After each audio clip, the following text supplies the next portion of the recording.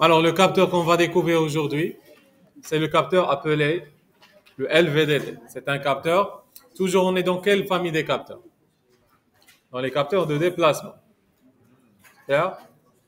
On a déjà fait la résistance ou bien le potentiomètre, qu'il soit angulaire, qu'il soit rectiligne, pour déterminer, c'est clair, le déplacement rectiligne ou bien le déplacement angulaire. Maintenant, on va voir un autre type de capteur très utilisé et très précis et aussi très linéaire. On verra. On verra est-ce que c'est un capteur passif ou bien actif. Alors ça, c'est un capteur de déplacement inductif utilisant le principe de variation de flux dû au mouvement du noyau. Et là, il faut connaître, s'il vous plaît, que lorsqu'on parle de l'induction et lorsqu'on parle de flux et ainsi de suite, on parle d'une équation très fameuse, ou bien de deux équations. Il y a la loi de Biot-Savart, que vous connaissez, je pense, qui vous dit que le B est égal à combien?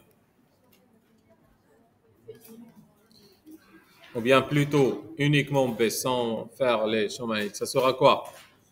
La perméabilité du vide fois la perméabilité relative. C'est clair? Fois quoi? Fois le nombre de spires qui passent par une bobine fois le courant divisé par la longueur. Ce qui fait, si vous avez une bobine comme ça, qui est parcourue par un courant I, elle a un nombre de spires limité. Ça, c'est sa longueur. Le champ magnétique qu'elle produit, c'est quoi? C'est ça. Avec, oui?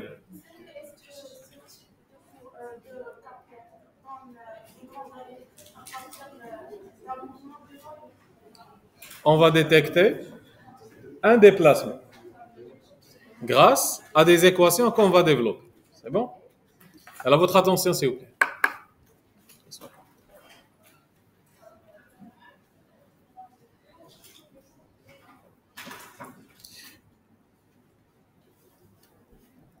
Très bien.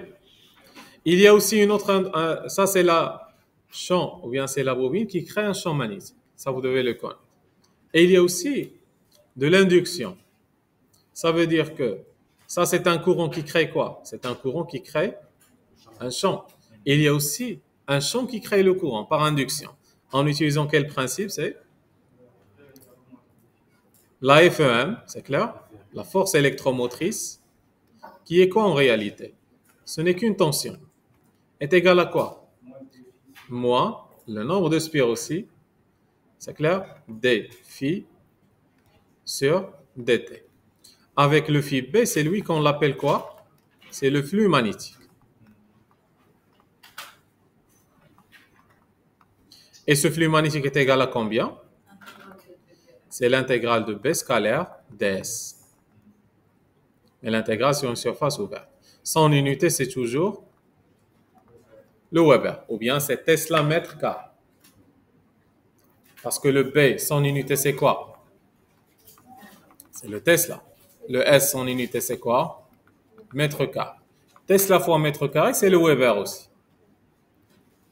Alors là, vous avez un champ magnétique qui crée un courant, c'est l'induction. C'est clair? Et vous avez un courant qui crée un champ. Et là, c'est la loi de Biot-Savart. Ce signe moins, ça veut dire quoi? Le signe moins, c'est quoi? Très bien. Ça veut dire que si vous avez un courant qui sera induit, toujours il sera opposé à quoi? Il va créer un champ magnétique opposé au champ magnétique qu'il a créé. J'explique.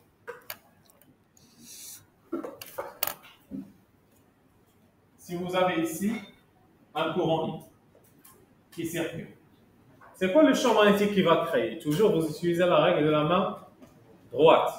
C'est la règle de la main droite.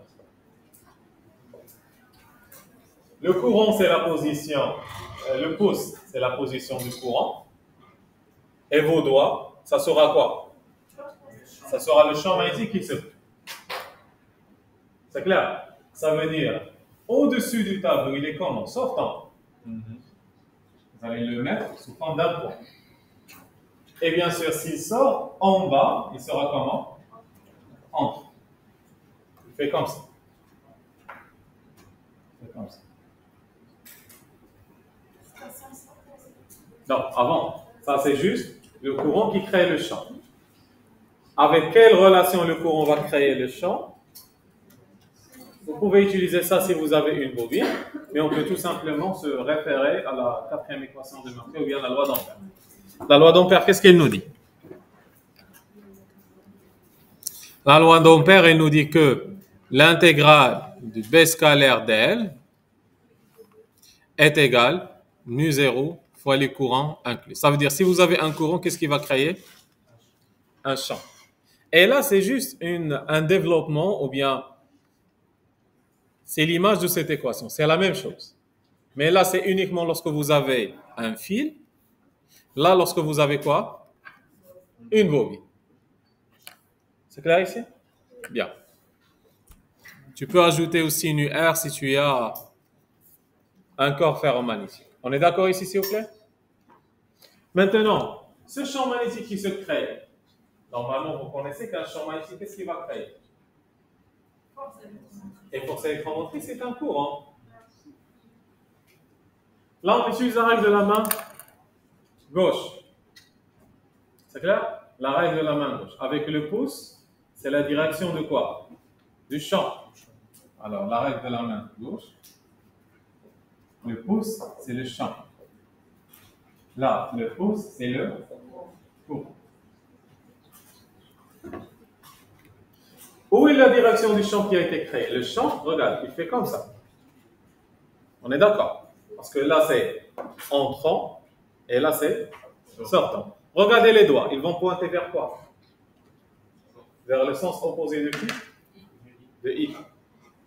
Ce qui fait ce champ qui a été créé va induire un courant, on l'appelle un courant induit. Ces deux courants, ils sont comment? Ils sont opposés. D'où vient le signe moins qui est dans l'équation? C'est clair ici? Alors je récapitule. Vous avez le courant qui crée le champ. C'est quelle main? C'est la main droite. Le pouce, c'est le courant. Le reste des doigts va pointer vers le champ. Parce que si ça c'est le courant, le reste c'est champ. Si ça c'est champ, le reste c'est courant. Je fais comme ça. Là, en haut c'est sortant, en bas c'est entrant. Maintenant, lorsque en haut c'est sortant, en bas c'est entrant, lorsque vous avez ce sens, toujours les doigts pointent toujours vers une seule direction, qui est le sens du courant, qui sera dans ce sens. Le fait qu'ils sont opposés, on l'appelle la loi de Lenz. La loi de Lenz, c'est le signe moins que vous avez dans l'équation. Le courant crée un champ magnétique, mais comment on crée une variation de courant? Oui, parce que au moment où tu as un courant ici variable, ça crée un champ variable. Ça induit un courant variable, tout simplement. C'est clair ici? Bien. Alors, en utilisant ces principes, on va un peu explorer comment fonctionne maintenant cette LVDT. Elle est très simple, mais son avantage, c'est qu'elle est très précise. Où est-ce qu'elle va être utilisée? Dans les applications qui demandent de forte précision. Par exemple, ici, pour la détection des translations peut-être d'une prothèse, c'est clair, médicale pour les hanches, et ainsi de suite. Là, c'est une recherche que j'ai trouvée concernant l'utilisation. C'est clair? Ça, c'est une étude qui a déterminé in vitro. Ça veut dire quoi in vitro? Ça veut dire avant de le mettre, ou bien de le mettre sur le corps humain. C'est in vitro, c'est avant. C'est dans la phase de développement. C'est clair? Pour déterminer les différents mouvements relatifs à une articulation sacro-iliaque humaine de 3 directions, on utilise le LVDT parce qu'elle est très sensible. Ça, c'est la partie qui va sentir quoi? Le déplacement. Ça, c'est la partie qui va sortir et qui va entrer. C'est cette tête. La suivez bien. Comment ça fonctionne? Alors, elle est faite de combien de bobines? Vous avez la première, deuxième et troisième. Toujours la bobine centrale, c'est elle qui va faire quoi? C'est la bobine primaire. C'est comme un transformateur, si vous avez déjà vu les transformateurs. C'est bon? Et les autres, on va les appeler comment? Des bobines secondaires. Ce qui fait, c'est quoi la bobine qui sera alimentée? C'est toujours la bobine primaire. C'est bien. Si la bobine primaire elle est alimentée par un courant, qu'est-ce qu'elle va créer? Un champ magnétique. Il va être créé dans le matériau ferromagnétique. C'est quoi l'objectif du matériau ferromagnétique? Un exemple de matériau ferromagnétique, c'est quoi? C'est le fer, le ferrite, les aciers.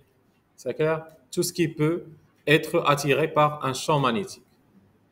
Parce que le fer, tu peux l'attirer avec un champ magnétique. C'est quoi l'objectif des matériaux ferromagnétiques? Mais qu'est-ce qu'on a dit pour si vous avez une bobine, le champ magnétique il se crée comment? Nu 0, nu R, Ni sur L. Sans matériau ferromagnétique, c'est comme si cette partie est égale à 1. Avec un matériau ferromagnétique, et cette partie devient 4000 fois. Ce qui fait le matériau ferromagnétique, il va agir directement sur quoi? Sur le nu R, qu'on appelle la perméabilité relative. Et ça, c'est la perméabilité de vide. Sans matériau ferromagnétique, le B devient comment? Nu 0, Ni sur L. Parce que la perméabilité relative d'un matériau ferromagnétique, de l'air, est égale pratiquement 1. C'est clair, s'il vous plaît? Et ajouter un matériau ferromagnétique, c'est comme si vous avez multiplié votre champ 400 fois, ou bien 4000 fois. Elle permet de faire quoi dans ce cas? Augmenter l'intensité du champ magnétique. Toujours, dans les bobines, dans les transformateurs, dans les moteurs, toujours vous trouverez un matériau ferromagnétique à l'intérieur pour augmenter l'intensité du champ magnétique. Très bien. C'est ça l'objectif. C'est ça le corps que vous avez ici. Imaginez le corps comme une pièce de métal. Et regardez, lorsqu'on fait ici des bobines, c'est que ces bobines, ces deux, ils partagent le même corps. C'est comme si vous avez un corps ferromagnétique, suivez bien. Ça, c'est un métal. C'est ce métal qui va se déplacer. Vous avez la première bobine, elle est comme ça.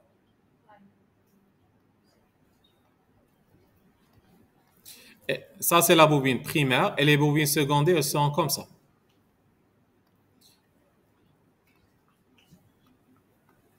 C'est clair? Ils seront branchés de cette manière-là.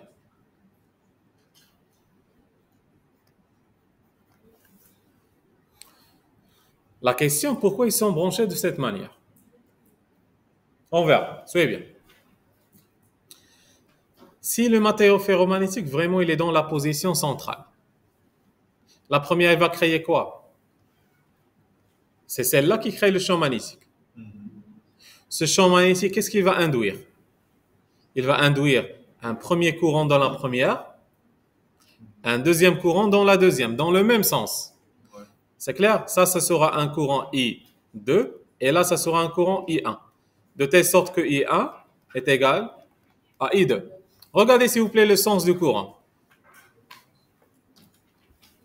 Si je suis le courant, ou bien essayons de prendre le sens, regardez. Ce courant, qu'est-ce qu'il va faire? Il vient, regardez, ça sera quoi? C'est moins I1, oui ou non? Moins I1, plus ou bien moins I2? Soyez bien le sens, soyez bien. Ça, c'est important. Essayons de suivre le sens. Regarde, prenons à partir d'ici. C'est contre I1. Moins I1 plus I2 est égal à 0. C'est clair? Ça sera moins I1 plus I2 est égal à 0. Ou bien c'est I2 moins I1. C'est ça le courant total qui se crée. C'est clair?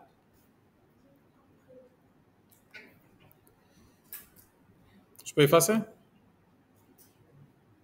Pour refaire les choses. Yalla. Qu'est-ce qu'on a dit? Les équations, c'est quoi? Toujours le champ magnétique, qu'est-ce qu'il crée? Un courant. Et le courant, qu'est-ce qu'il crée? Un champ. Alors, la première bobine, qu'est-ce qu'il y a dans la première bobine? Un courant. Qu'est-ce qu'il va créer? Très bien, un champ. Ce champ, il est à côté aussi d'autres bobines. Qu'est-ce qu'il va créer dans ces bobines? Un courant. Le fait que les bobines partagent le même noyau, ils ont le même nombre de spires, les mêmes caractéristiques, même distance, c'est le même courant qui va se créer dans les deux. On va l'appeler I1, et là, ça sera I2 dans la même direction. Mais essayons de voir la relation ici. Si je mesure ici le courant, ce courant il sera comment? Regardez. Ça sera I1, tu vois? I1. Mais maintenant, je suis contre le I2. Ce qui fait le courant total, le I total, ça sera quoi? I1 moins. Si les deux sont égales, ça sera toujours nul. Ce qui fait à la position centrale, pas de courant qui se crée, pas de tension qui se crée. Même chose, même chose. D'abord, j'ai précisé un autre sens. Là, c'est un autre exemple. D'accord? Oublions ça. Pourquoi l'axe? Parce que le branchement, on l'a fait d'une manière à ce que les deux courants s'opposent. Le branchement des deux bobines, on l'a fait d'une manière à ce que les deux courants vont être opposés. Ainsi, le courant total sera comment? Toujours nul. Mais vu que le courant circule maintenant dans les deux autres bobines, eux, à leur tour, ne vont pas créer leur champ magnétique. Non, maintenant, ce courant, il crée le champ. Ce champ, il crée le courant ici. C'est cette tension qu'on mesure ici. D'accord? C'est la tension au bord du secondaire qu'on mesure, qu'on l'appelle le E-out. C'est induit. Ça, c'est le courant induit. Oui? Donc, quelle est l'utilité? Très bien. C'est quoi l'utilité? On verra. Parce que maintenant, tu vois que si le corps, c'est cette pièce métallique, elle est dans une position centrale, c'est quoi le courant total qui se crée? C'est zéro. Maintenant, essayons de pousser. Soyez bien. Soyez bien, s'il vous plaît. Ça, c'est la position centrale. Vous le voyez ici. Ce qui fait, il y a la même distance avec les deux bobines. Vous les voyez. Maintenant, ça, c'est la position centrale. Regardez l'armature. Elle est poussée vers quoi? Vers qui? Vers le S2. Et dans cette position, l'armature, elle est poussée vers qui? Vers le S. Vous le voyez. Au départ, ça a été central. À un moment donné, on l'a poussé ici. À un moment donné, on l'a poussé ici. Lorsqu'il a été central, puisque c'est la même distance de matériau ferromagnétique sur la bobine, ça va créer un courant ici, exactement ce courant-là. Lorsque vous l'avez poussé vers le S2, le courant, il se crée plus sur quelle bobine? Sur le S2. Pourquoi il va se créer sur le S2? Parce que tu as poussé plus de matériau ferromagnétique, et plus de matériau ferromagnétique va créer quoi? Plus de champ au bord de S2. Plus de champ, c'est plus de courant. Vous suivez? Est-ce que maintenant, la différence, elle est nulle? C'est pas nul. C'est soit positif, soit négatif. C'est clair? Ça dépend que le courant, il est où exactement. Alors, ce dispositif, qu'est-ce qu'il va sentir? Que s'il n'y a pas de déplacement, on n'aura pas de courant. Un petit déplacement, et la différence n'est plus la même, et tu auras un courant. Un moment, il est plus, un moment, il est moins. Et ça vous montre quoi? Le sens de déplacement. Et c'est ça l'idée générale derrière quoi? Qui dit courant dit aussi tension, oui ou non? Parce que une tension au bord de L, c'est quoi? C'est cette L fois DI sur DT.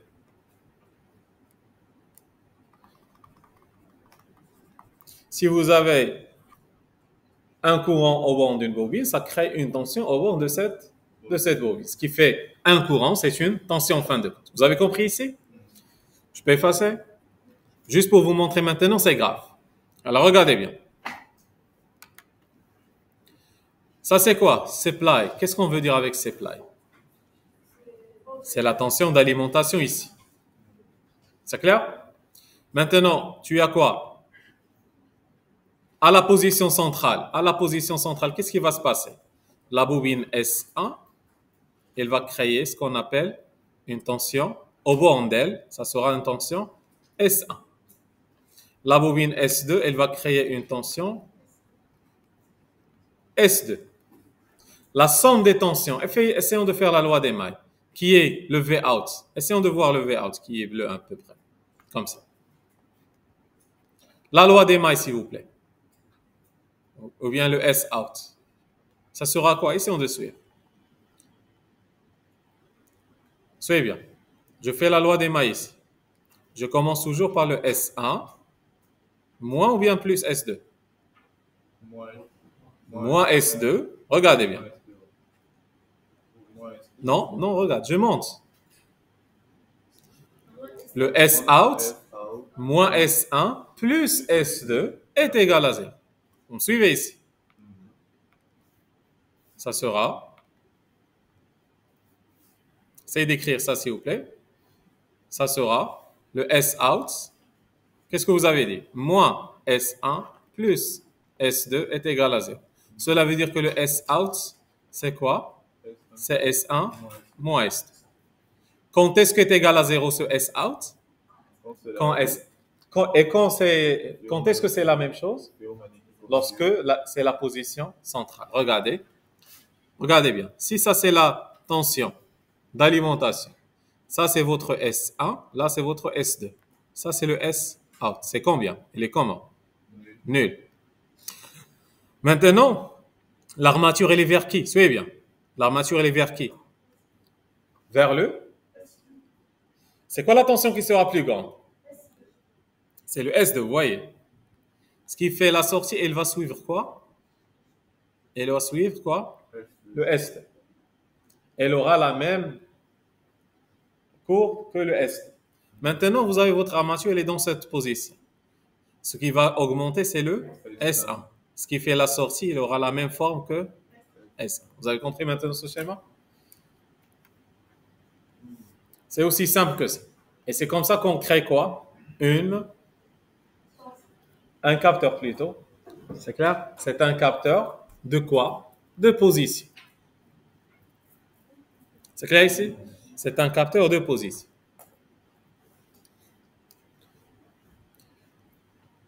Si ça c'est votre capteur, c'est la tête qui sort. À l'intérieur, il y a quoi? Ces trois bobines. Ce schéma, tout ce schéma que vous voyez ici, il est à l'intérieur. On ne le voit pas. Mais qu'est-ce qu'on a ici à la sortie? On a uniquement le V out. Si le V out est égal à 0, cela veut dire quoi? Si je veux tout cela le mettre sur un schéma. Si le V out est égal à 0, ça c'est le V out. Et ça c'est la position. À la position centrale, vous n'avez pas de tension. Lorsque la position, elle est, par exemple, dans ce sens, qu'est-ce qu'il y a? Vous aurez une tension positive. Lorsque la tension, elle est dans l'autre sens, vous aurez une tension qui est... Et qu'est-ce que vous avez obtenu? Un capteur qui est comment? Linéaire. D'où vient? Linéaire. Variable. Pourquoi? Parce que la tension ici, elle doit être variable. Différentiel transformer. Pourquoi différentiel transformer? Parce que le S out est égal à quoi? La différence entre deux tensions. Et pourquoi transformer? Parce que c'est comme un simple transformateur. Tu as le primaire et le secondaire. Alors, c'est un capteur actif ou bien passif? Est-ce qu'il nécessite l'alimentation? Oui. Pour qu'il fonctionne. Il nécessite l'alimentation. Il te donne la sortie, une tension. Mais lui, il a nécessité quoi? L'alimentation. Ce n'est pas quelque chose propre à lui. Vous avez compris ici? C'est un capteur qui est passif. Voilà. C'est clair ici l'idée? Voilà, celui-là, vous allez toujours le rencontrer, mais il faut connaître ce qu'il y a à l'intérieur. C'est clair ici? Alors, on avance.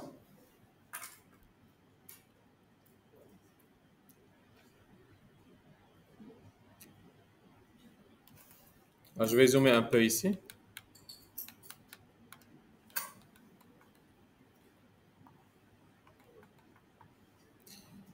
Je récapitule ça.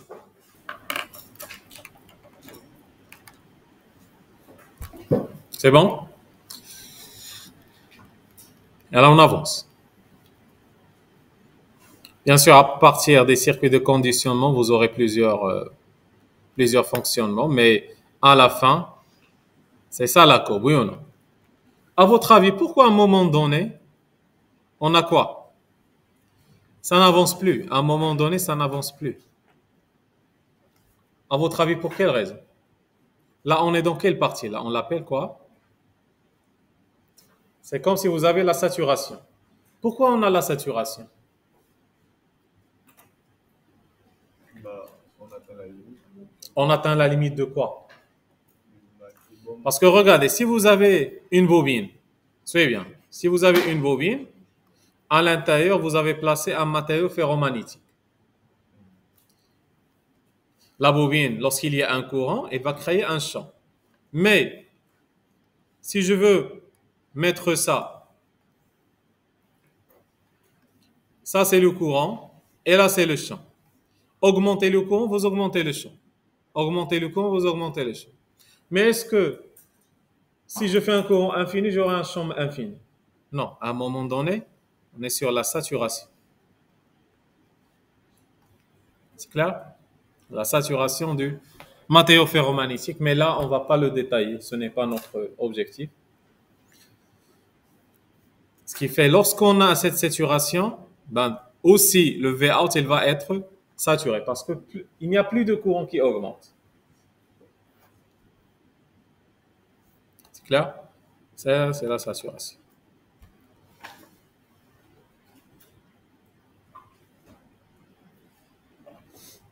C'est bon ici? Alors on avance.